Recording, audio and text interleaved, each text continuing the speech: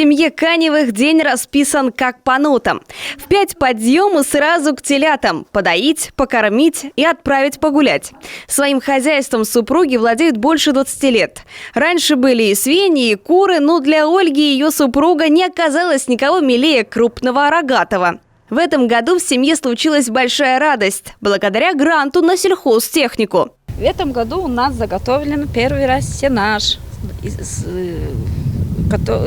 техникой, которую мы приобрели на грант. Попробовали это, чтобы у нас осенью уже коровы смогли это кушать. Здесь 20 тонн сенажа. Заготовили его в конце июля с помощью новой техники. Каневы закупили пресс-подборщик, обмотчик и, само собой, трактор с ножом, ковшом и вилами. По цене все вышло на 3 миллиона 100 тысяч рублей. Республика взяла на себя 90% от стоимости. Процедура это очень сложная, можно сказать.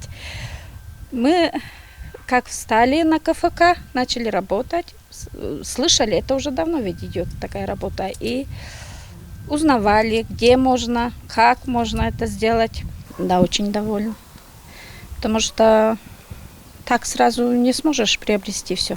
Это надо долгие годы работать. Помогли в местном сельхозуправлении, рассказали про бизнес-план и отправили Ольгу на учебу в Сыктывкар.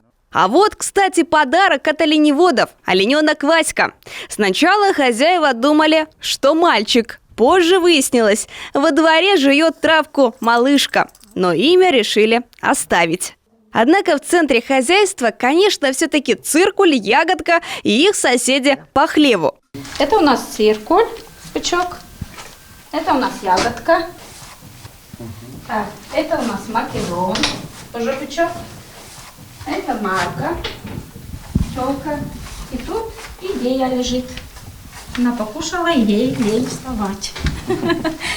Молоко никогда не пропадает, потому что пользуется спросом у местного населения. Кто же откажется от нашего натурального и, главное, свежего?